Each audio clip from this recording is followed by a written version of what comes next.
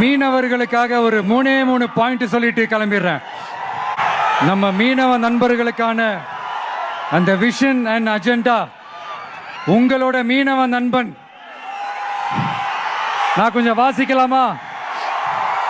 கொஞ்சம் அமைதியா கேளுங்க. 1. மீனவர் பாதுகாப்பு உரிமை தொகை. ஆண்டு மீன்பிடி தடை காலத்திற்கான மீனவர் பாதுகாப்பு நிதி ரூபாய் 8000 ரூபாய் 20,000 உயர்த்தப்படும். அடுத்தது படகு பாதுகாப்பு நிதி.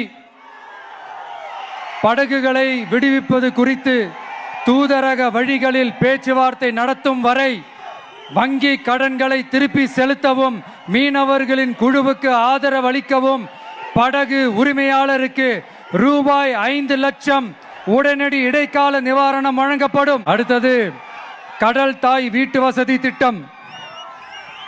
கடலோர பகுதிகளில் உள்ள அனைத்து குடிசைகளையும் சிதிலமடைந்த குடியிருப்புகளையும் அகற்றி புயல்களை தாங்கக்கூடிய காலநில மாற்றத்தை தாங்கும் வீடுகளை கட்டுவதற்கான ஒரு தனி வீட்டு வசதி திட்டம் உருவாக்கப்படும். மீனவர் எரிபொருள் பாதுகாப்பு திட்டம்.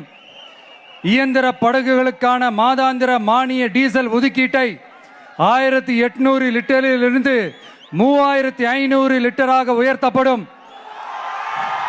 1 லிட்டருக்கு ரூபாய் 15 என்ற நிலையான மானியம் படகு உரிமையாளரின் வங்கி கணக்கிற்கு நேரடியாக செலுத்தப்படும்.